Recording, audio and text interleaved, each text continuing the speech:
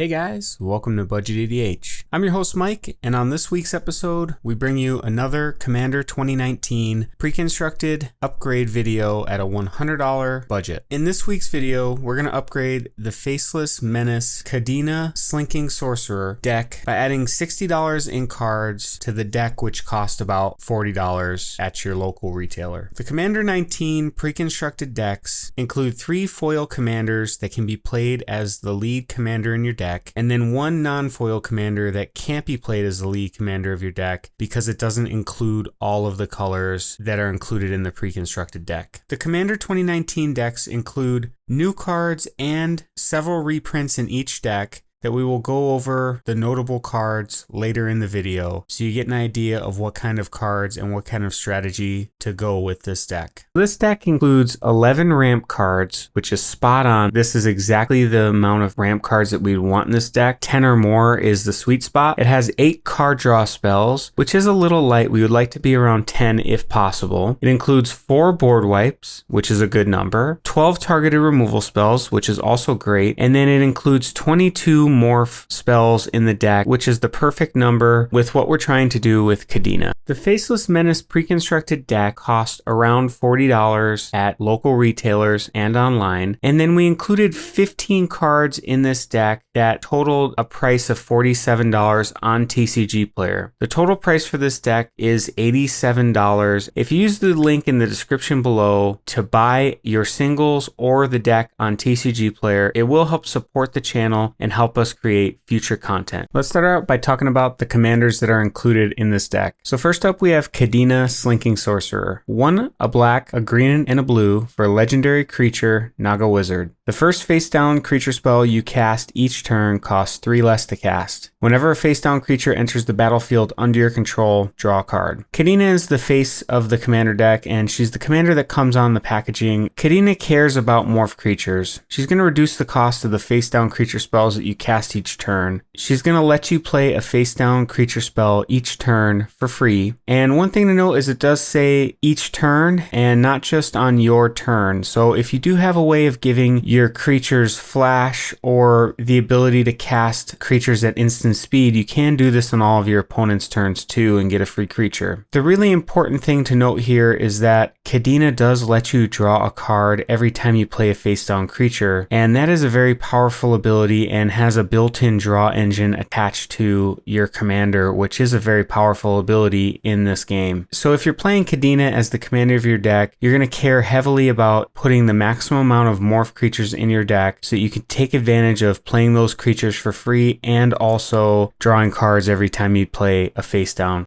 creature. The next commander that you could use in this deck is Rayami, First of the Fallen. It's 1 a black, a green, and a blue for a legendary creature Vampire. If a non-token creature would die, exile that card with a blood counter on it instead. As long as the exiled creature card with a blood counter on it has flying, Rayami, First of the Fallen has flying. The same is true for First Strike, Double Strike, Death Touch, Haste, Hexproof, Indestructible, Lifelink, Menace, Protection, Reach, Trample, and Vigilance. Rayami is an interesting commander and one that would be a lot of fun to build around. It does make it difficult to upgrade this deck and use Rayami as the commander of the deck. We would have to replace too many cards in the deck since the majority of those cards are morph creatures. There isn't a lot of synergy with creatures with abilities on it in this deck, so Rayami isn't going to be the main commander that we choose for this deck. The next commander in this deck is Volrath the Shapestealer. It's 2 a black, a green, and a blue for legendary creature Shapeshifter. At the beginning of combat on your turn, put a -1/-1 counter on up to 1 target creature, and then you can pay 1. Until your next turn, Volrath the Shapestealer becomes a copy of target creature with a counter on it, except it's a 7/5 and has this ability. Volrath is a very powerful card and one that would be a lot of fun to build around if you had a lot of ways of putting counters on creatures, not only your creatures but also creatures your opponents control too. The nice thing is Volrath does give us a repeatable way each turn to put a counter on a creature, so you can use his ability to make him a copy. The other great thing about Volrath is that you only have to pay 1 mana to make it a copy of a creature. If you have open mana, you could use Volrath's ability multiple times in a turn to copy him into different creatures depending on what you're trying to do with him. This does make him a very powerful commander in his own right, and one that would be a lot of fun to build around, and one that I would want to make a deck tech around in a future video. In this deck though, there's not a lot of synergy with counters, so Volrath is a tough commander to build around with only taking 15 cards out of our deck, and one that's better reserved to be in the 99 of our deck. And then the last commander in this deck cannot be your lead commander right out of the box is Grismold the Dreadsower. It's 1 a black and a green for legendary creature Troll Shaman that has trample. At the beginning of your end step, each player creates a 1/1 green plant creature token. Whenever a creature token dies, put a +1/+1 counter on Grismold the Dreadsower. This is another interesting commander and one that could be powerful in a Voltron type strategy. I have seen this commander get extremely large very quickly, as making all those plant tokens and then killing them all with an effect that deals 1 damage to all of them can make your Grismold extremely large, and you can get in for an alpha strike and kill one of your opponents very quickly. Based on the commanders in this deck, we are going to pick Kadena as our main commander, and what we're going to do is we're going to take out 15 cards and add in 15 cards that are going to synergize better with our deck. Let's talk about some of the new cards and some of the reprints that are included in this deck. Now, we won't go over every single card in this video. We will go over the cards that have an impact in this deck. So the first card I want to talk about is Gift of Doom. It's 4 and a black for an enchantment aura that has enchant creature. Enchanted creature has death touch and indestructible, and then it has morph. Sacrifice another creature. To morph a creature, you may cast this card face down as a 2/2 creature for 3 colorless mana, and you can turn it face up anytime for its morph cost. As Gift of Doom is turned face up, you may attach it to a creature.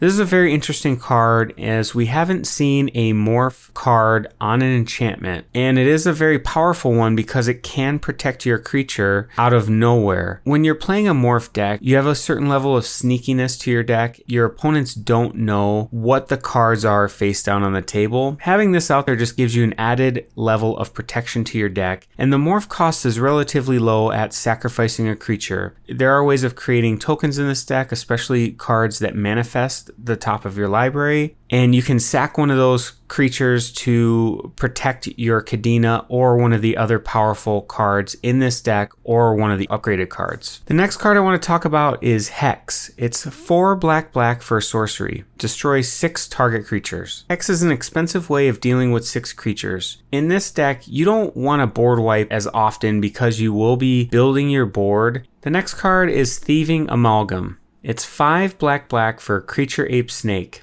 At the beginning of each opponent's upkeep, you may manifest the top card of that player's library. And then to manifest is to put it onto the battlefield face down as a 2/2 creature, turn it face up anytime for its mana cost if it's a creature card. Whenever a creature you control but don't own dies, its owner loses 2 life and you gain 2 life. Thieving Amalgam is a powerhouse in this deck, and one that draws immediate hate anytime that you play it. When we played this in the pre-constructed realm, this card hit the table and it automatically drew the biggest hate from all of your opponents. Every rotation of the table, you're going to be able to manifest 3 2/2 creatures off the top that you can flip up if you have the mana to pay its mana cost. And then the second ability, where it's going to drain your opponents whenever one of those manifest tokens dies, is extremely powerful. This is one of the most powerful cards included in the pre-constructed deck. Then we have Sudden Substitution. It's 2 blue for an instant with Split Second. And Split Second says, as long as this spell is on the stack, players can't cast spells or activate abilities that aren't mana abilities. So this spell technically cannot be countered except for stuff like special actions, like unmorphing a creature that can counter a spell could counter Sudden Substitution,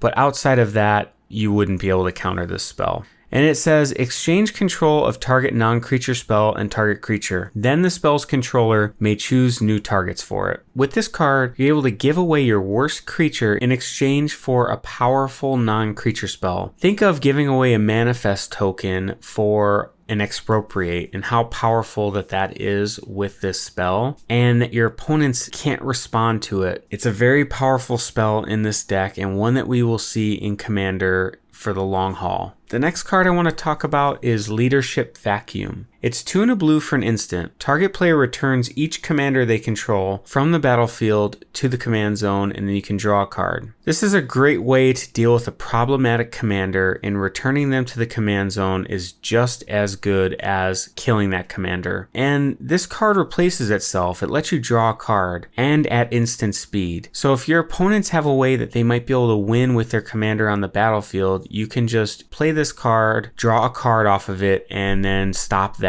player from winning the game. The next card is Scroll of Fate. It's 3 colorless for an artifact. You can tap it to manifest a card from your hand. This is another really powerful card in this deck. Being able to manifest your cards and put creatures onto the battlefield for free, and then you can turn them up at any time to be sneaky about it, is very powerful and a really great card in this deck to give you some more face down creatures to play to draw off Kadena. The last new card that I want to talk about in this deck is Kadena's Silencer. It's 1 and a blue for Creature Naga Wizard. When it's turn face up, counter all abilities your opponents control. And then you can Megamorph it for 1 and a blue, which basically lets you unmorph your creature and then put a +1/+1 counter on it. One thing to note with this card is it does say counter all abilities your opponents control. So any abilities or anything that are put onto the stack, you can wipe away completely with this card. Think about when your opponent goes to make an emblem with a planeswalker, you can counter that. If your opponent goes to bounce a creature with Deadeye Navigator, you can stop that. You can stop just about anything with this card outside of spells. It will counter any ability, which is a great card to have in this deck as you want to be sneaky and have ways to interact with the board with your morph creatures. Let's talk about some of the reprints that are included in this deck and some of the cards that work well with the pre-constructed deck and some of the cards that we will add to it. So the first card is Secret Plans. It's a green and a blue for an enchantment. Face down creatures you control get +0/+1. Whenever a permanent you control is turned face up, draw a card. We don't care so much about the +0/+1 in this deck, but having a way to draw additional cards when you turn your morph creatures face up is a really great card to go with Kadena when you're drawing cards when you play a face down creature. This is just another great draw engine to include in the deck.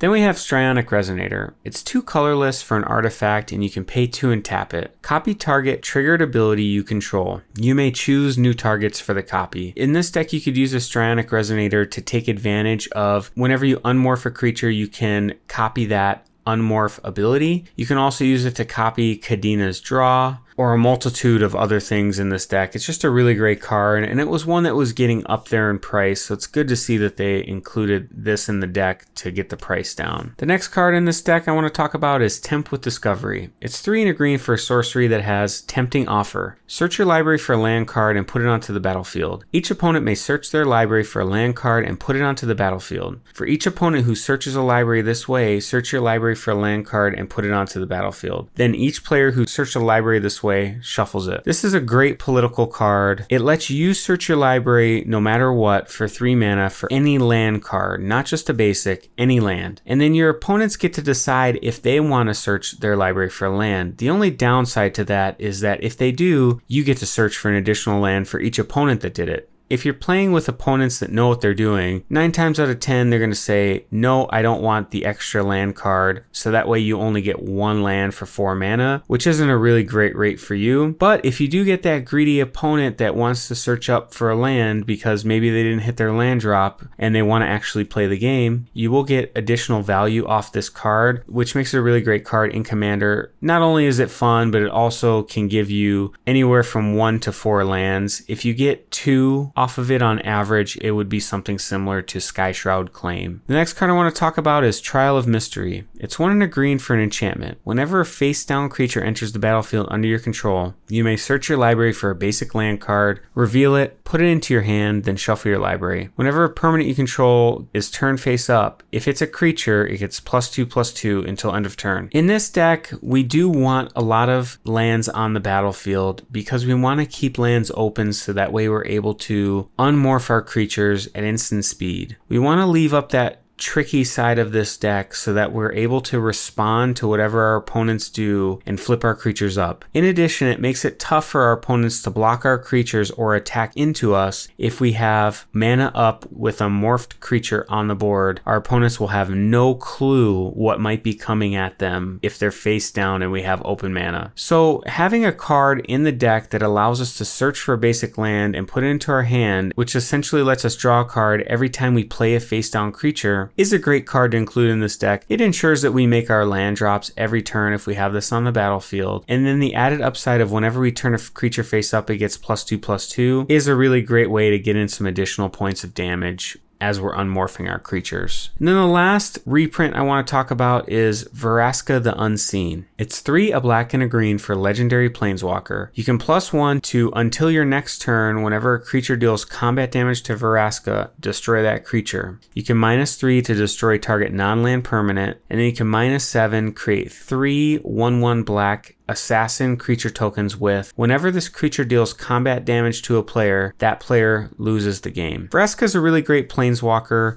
She gives you a way to deal with any non-land permanent, and she starts with 5 loyalty, so you can put her onto the battlefield, -3, destroy a non-land permanent, which can get anything, which is really great. And then she does have the ability that when you plus her, she pseudo protects herself by destroying whatever creature deals damage to her. The -7 ultimate is a very powerful ability, and whenever your 1/1 assassins deal combat damage to a player, they lose the game. If you have something like a Rogue's Passage, you can make those unblockable and kill an opponent if they survive, and it just does make it an all-around great planeswalker for the deck. Let's talk about the 15 cards that we're going to add into this deck to make it a little bit more competitive when you sit down and play with your friends. Kadena's ability, where she reduces the cost of face-down creatures each turn by 3, is a really powerful ability. She'll let you play a morph creature for free every single turn, and not just on your turn. If you have a way to give your creatures flash, you can play a creature on your opponent's turns too. So we're going to add in a couple of cards that are going to give us the ability to play creatures at instant speed. The first one being Leyline of Anticipation. It's 2 blue for an enchantment. If Leyline of Anticipation is in your opening hand, you may begin the game with it on the battlefield. You may cast spells as though they had flash. So not only does this give you the ability to cast your creatures at instant speed, this will also let you play any spell at instant speed in your deck. This is a really great card and one that was just reprinted in M20. The next card I want to talk about is Vivien, Champion of the Wilds. It's 2 and a green for a legendary planeswalker. You may cast creature spells as though they had flash, and then you can +1 until your next turn up to 1 target creature gains vigilance and reach. And then you can -2. Look at the top 3 cards of your library, exile 1 face down, and put the rest on the bottom of your library in any order. For as long as it remains exiled, you may look at that card and you may cast it if it's a creature card.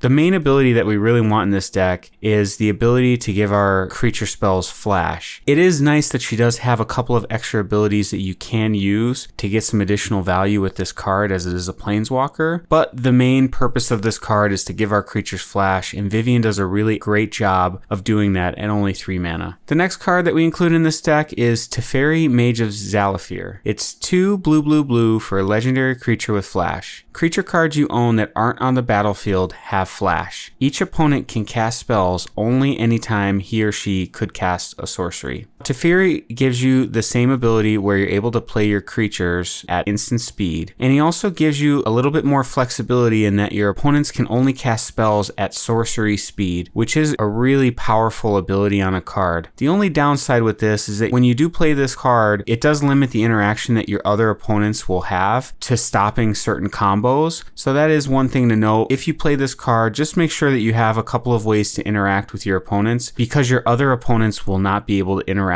if one of your opponents is about to go off and win the game. The next card that we include in this deck is Wilderness Reclamation. It's 3 and a green for an enchantment. At the beginning of your end step, untap all lands you control. This is a very powerful card that gives us the ability to keep our mana open after we spent it in our turn. And having mana open is extremely important in this deck because we won't want to have mana open to flip our creatures face up and have that trickiness factor to our morph creatures. Your opponents will never know which card that morph creature on the battlefield could be, and we want to leave our opponents guessing what kind of creature that is. The next card we include in this deck is Dream Chisel. It's 2 colorless for an artifact. Face down creature spells you play cost 1 less to play. Kadena does give us the ability to reduce the casting cost by 3 for every face down creature that we play each turn. If we don't have a way of playing our morph creatures at instant speed, then Dream Chisel does give us a way to reduce the cost by 1 for every additional creature that we play each turn. This is also a great card to have in case your Kadena gets removed and you're having a tough time paying that commander tax. Having Dream Chisel reduce the cost to play a face down creature is still a really great rate, especially if you get this down early in the game. The next card that we include in this deck is Apheto Runecaster. It's 3 and a blue for a creature that says, whenever a creature is turned face up, you may draw a card. With this card on the battlefield and your Kadena on the battlefield, you get a double dose of drawing. When you play your face down creature, you get to draw a card off of Kadena, and then when you turn it face up, you also get to draw a card off of the Apheto Runecaster. This is a really great draw engine to include in this deck, since we will have a lot of ways to turn creatures up in this deck, not only from morph, but also from manifest. Next up, we have Brine Elemental. 4 blue for a creature elemental with morph, 5 blue. You may cast this card face down as a 2/2 creature for 3 colorless mana. Turn it face up anytime for its morph cost. When Brine Elemental is turned face up, each opponent skips his or her next untap step.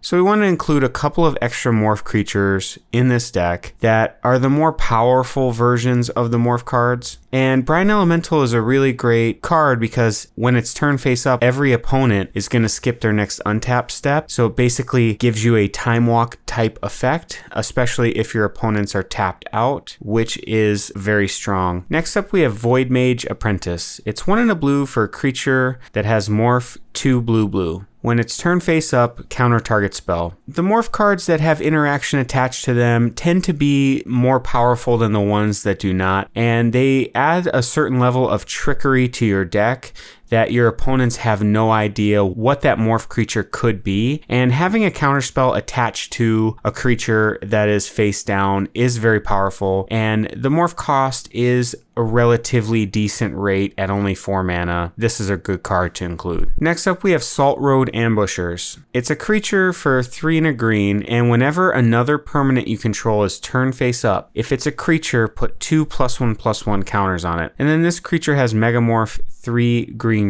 And Megamorph is the same as Morph, except you can add a +1/+1 counter to it when you flip the card face up. This card gives you a great way to buff your creatures up every time you flip one up, and will help you close out the game quickly. Most creatures with Morph have a low power and toughness on them because they have so many other abilities attached to them that they come with a lower power and toughness. And with this card on the battlefield, it's going to give you a great way to increase the power and toughness on your creatures so that you're able to get in for damage. Next up, we have Temur War Shaman. It's 4 green for a creature human shaman. When it enters the battlefield, manifests the top card of your library. So you can put that card onto the battlefield face down as a 2/2 creature, turn it face up anytime for its mana cost if it's a creature card. Whenever a permanent you control is turned face up, if it's a creature, you may have it fight target creature you don't control. This is a great card in this deck to give you some more interaction whenever you turn a creature face up. In addition, it's also going to give you a way to put some face down creatures on the board by manifesting the top card of your library, which works well with Kadena and some of the other cards that we included in this upgrade video. Next up, we have Primordial Mist. It's 4 and a blue for an enchantment. At the beginning of your end step, you may manifest the top card of your library, and then you can exile a face down permanent you control face up. You may play that card this turn. This is another great card. This was included in last year's Commander decks and has risen in price quite a bit over the last couple months since it was spoiled that we were going to get a morph deck. This is a really great card in the deck. For only 5 mana, you get a 2/2 every turn, and it lets you play your manifest cards even if they're not creatures, which is really great since you could potentially have a really powerful instant sorcery, enchantment, or artifact that's manifested, and typically you wouldn't be able to play that card except with something like this on the battlefield. The next card we include in this deck is Temur Sabertooth. It's 2 green for a creature that has pay 1 and a green. you may return another creature you control to its owner's hand. If you do, Temur Sabertooth gains indestructible until end of turn. So we wanted a way in this deck that when we flipped our creatures up and used their ability, we would have a way to return them back to our hands so that we can cast them again face down to be able to use that ability a second or third time. And Temur Sabertooth is a difficult card to remove and will accrue a ton of value over the course of the game. If you leave up 2 mana, your Sabertooth will be able to protect any creature on the battlefield by returning it to its hand, and also Temur Sabertooth can be protected as well. This is a great card for protecting all of your powerful creatures in this deck, and also gives you the added flexibility of being able to return your face-up morph creatures back to your hand to play them again. And the last card that we included in this upgrade video is a new one out of M20. It's Mystic Forge. It costs 4 colorless mana for an artifact. You may look at the top card of your library anytime. You may cast the top card of your library if it's an artifact card or a colorless non-land card. And then you can tap it to pay 1 life. Exile the top card of your library. This is a great card. If you have a morph card on the top of your library with Mystic Forge out, you can play that card off the top of your library for its morph cost, since it is a colorless creature card. It also lets you get rid of dead draws off the top of your library by tapping it and paying a life, which is a really great ability to have on a card. If you need a creature or if you need a threat off the top of your library, being able to pitch a land or a dead card off the top of your library is extremely important. And it also lets you set up your future turn because you're able to look at the top card of your library at any time. So if you have a fetch land or an ability that lets you draw cards off the top of your library, say something like Brainstorm in your deck, you can take a look at what the top card of your library is, determine if you want that card, and then you could fire off your fetch land, or you could fire off a tutor that puts something on the top of your library so you don't draw that card. It's just a very all-around great card. Let's talk about the cards that we're going to take out of this deck. The first card we're going to take out is Bounty of the Luxa. It's 2, a green and a blue for an enchantment. At the beginning of your pre-combat main phase, remove all flood counters from it. If no counters were removed this way, put a flood counter on it and draw a card. Otherwise, add a colorless, a green, and a blue. This card is an extremely slow way of drawing extra cards each turn or adding mana to your mana pool.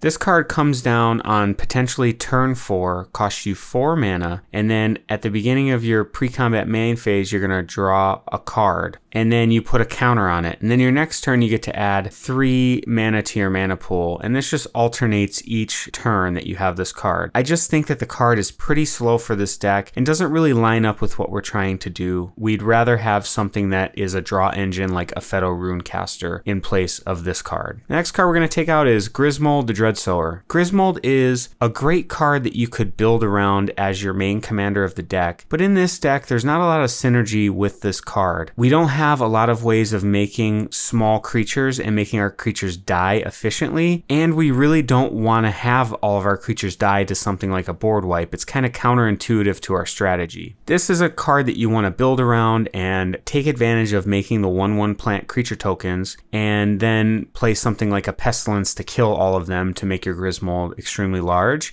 and get in for an Alpha Strike to kill your opponents with this Voltron commander. Next card that we're taking out is Biomass Mutation. It's X, hybrid green blue for an instant. Creatures you control have base power and toughness XX until end of turn. While this does give you a way to get your creatures very large to be able to swing in for combat damage, the downside to this card is it does cost a lot of mana, and it doesn't give your creatures any type of evasion. So whereas something like Overwhelming Stampede gives your creatures trample, or Craterhoof Behemoth gives your creatures trample, this card just makes them larger, but your opponents can still chump block if they have something like a token on the battlefield. This is a card that's just really not great for what we're trying to do in this deck.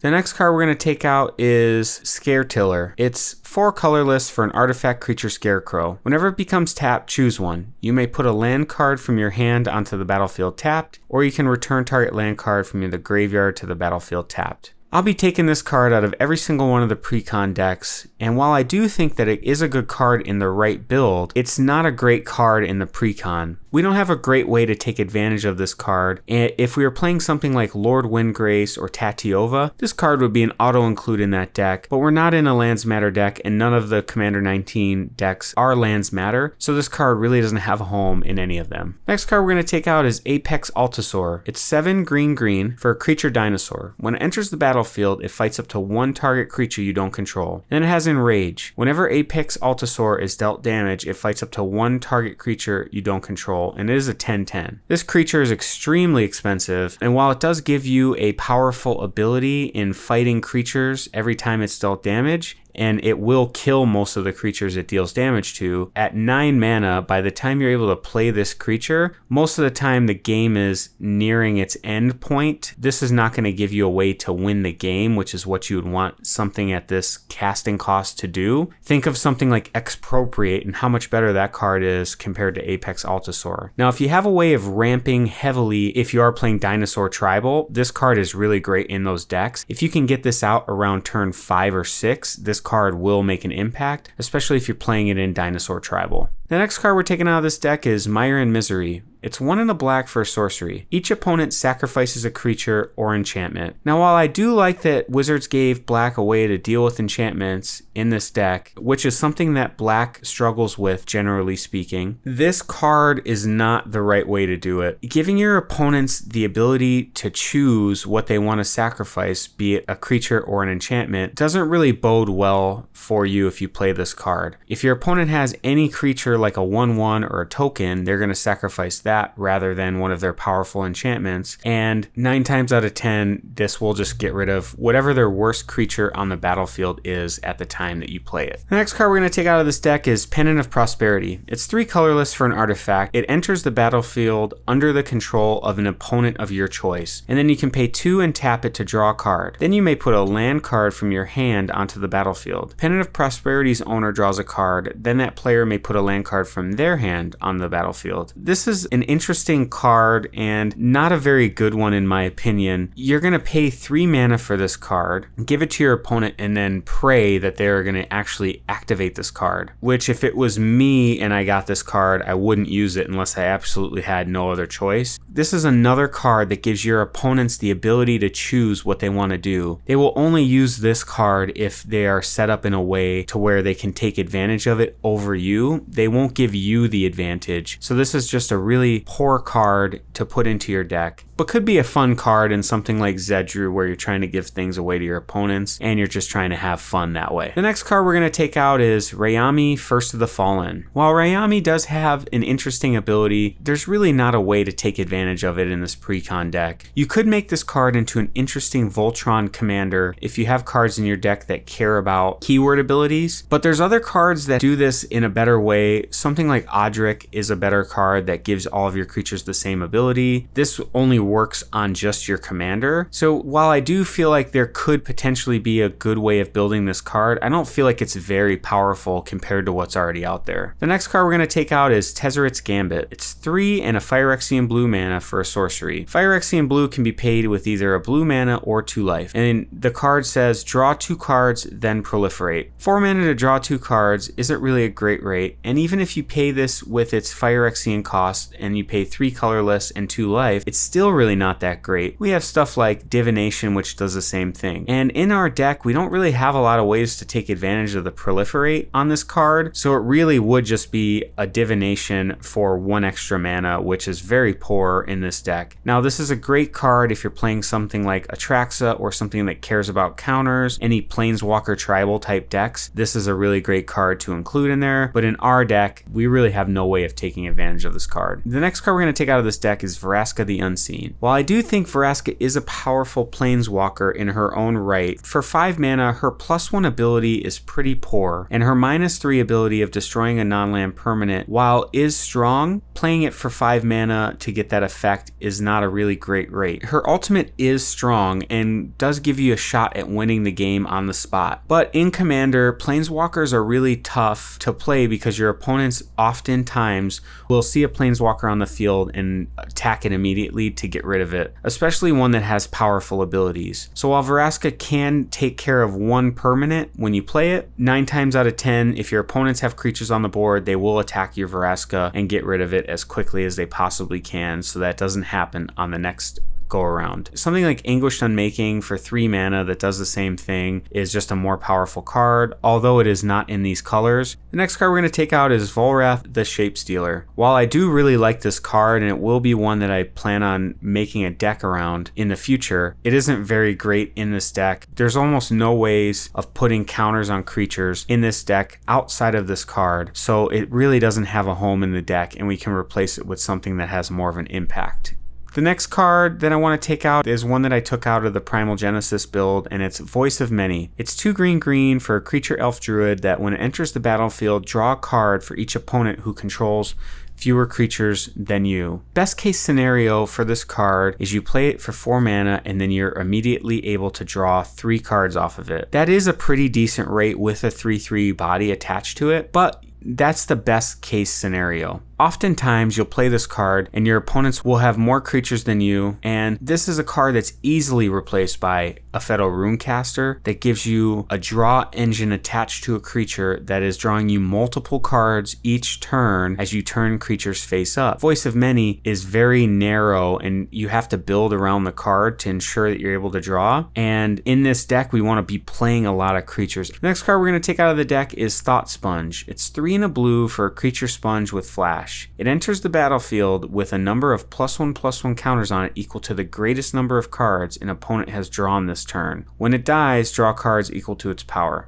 This card is pretty bad. I don't really see a way where this card would be good playing it pretty much ever. Let's just say your opponents play something like a Brainstorm. This card's going to enter the battlefield for 4 mana as a 4/4, and then whenever it dies, hopefully it does, you'll be able to draw cards equal to its power, so you'll be able to draw 4 cards. You have to sit there with this card in your hand, holding it open and waiting for an opportune time where your opponents are drawing multiple cards in a turn, which is not very great. If you play this card for flash and then your opponents have drawn 1 card at their draw step, you can block with this creature and draw 2 for 4 mana. It's just really not a great card, and one I would just immediately take out of this deck. The next 2 cards that we're going to take out of this deck are similar to some of the other ones that we've taken out in our other upgrade videos, and those are lands. The pre-constructed decks all come with about 39 to 41 lands in them, which is extremely high. We want to be around the 37 to 38 range for lands in our deck. A lot of the lands that they include in this deck enter the battlefield tapped, which really slow these pre-constructed decks down. So my recommendation is if you have any of the dual lands that enter the battlefield untapped, even some of the cheaper ones like Yavimaya Coast or Llanowar Waste, those type of cards, replace those tap lands with those. It's just going to speed your deck up quite a bit. I'm not saying go out there and buy dual lands because they are, several $100s, but grabbing a $10 dual land, especially since they're still in standard right now where they're very cheap, picking those up and replacing them in this deck, grab the 3 that you need, will only cost you about $30 and make your deck a lot faster and smoother to play out. So in this deck, we're going to take out 2 lands that I feel aren't very good in this deck. The first one being Temple of the False God. Temple of the False God is a card that I pretty much never play in Commander. It adds 2 colorless to your mana pool, and you can activate the ability only if you control 5 or more lands. Whenever I play this card in a precon, I'll usually get this card in my hand in the early turns of the game, and it sits on the battlefield unable to produce mana until turn 5 or 6, and really puts you in a bad spot in the beginning of the game. If you draw this card in the first few turns where you actually need a land, and this is the land that you pull off the top of your library, it just feels so bad to draw this card. I would much rather just have a basic land in my deck than Temple of the False God. I don't recommend playing this card ever. And then the second land I would take out of here is Thespian Stage. It's a land that you can tap for a colorless, and then you can pay 2 and tap it, and it becomes a copy of target land, except it has this ability. While Thespian Stage is a really great card, in this deck there's no land that you really want to take advantage of Thespian Stage's ability. There's no Dark Depths in this deck where you can make a Merit Lage token and start swinging in for 20. There's no really powerful lands that have great abilities that you want to be able to copy. There's no Urborg in here, or Cabal Coffers combo, where you can make an extra Cabal Coffers with Thespian Stage and then tap it and make 1,000,000 mana with this card. So Thespian Stage really doesn't have a home in this deck, and I would take this card out and replace it with one of the 15 cards that we included. I just want to take a moment to thank all of my patrons for all of their support. If you're interested in signing up, go over to patreon.com/budgetedh. There are different tiers where you can sign up to be a patron of our content, and there are a lot of different rewards at each tier. I also want to thank you for watching our video today. Let me know down in the comments below what you think of the deck, and if there are any cards that we may have missed that are great inclusions for the deck. And if you have any suggestions for the next video or any content that you'd like to see, just let us know down in the comments below.